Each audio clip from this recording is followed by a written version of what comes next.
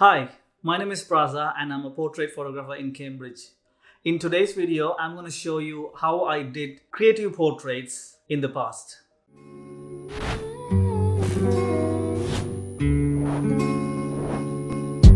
Slowly kisses passing by the river. So the first picture is this one.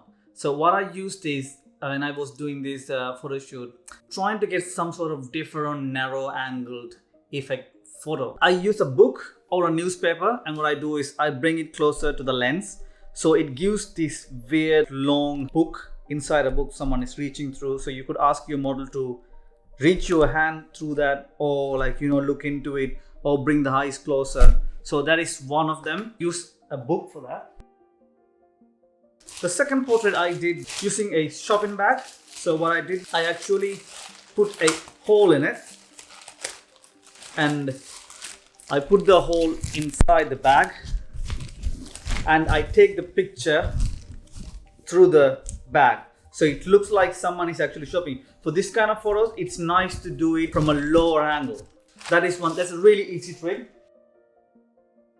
And the third one is what I did. I actually wrapped a model using kitchen foil. So I took like 2 rolls, and I didn't use actually 2 rolls. I only had to use 1 roll. So I actually wrapped it around using the papers, and I got some weird sci-fi sort of glasses. I asked her to wear it, and we were actually in a good spot where, if you see the picture, you can see the sign and all. So it came out really good. So there's another example I would say in this picture. Shout out to Freya. She's such a good teen model. She's like very discreet. She comes with her mom and she nails all the pictures.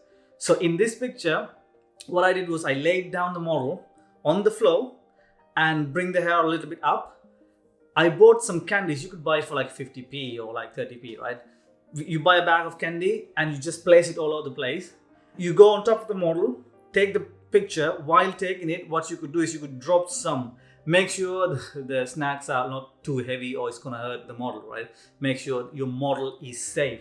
So that is one of the other tricks I used.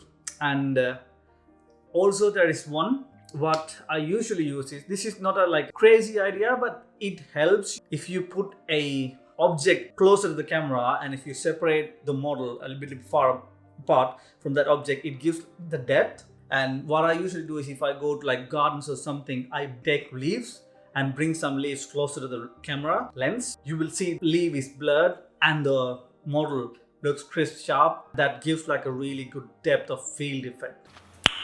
Nice. Hope you like these ideas. Please feel free to try this. Let me know how you find it, and I will see you in a next video. Bye.